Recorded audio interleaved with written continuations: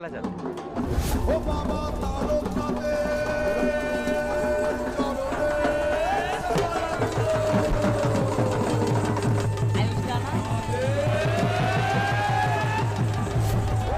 পয়লা বৈশাখ বাঙালির নববর্ষ।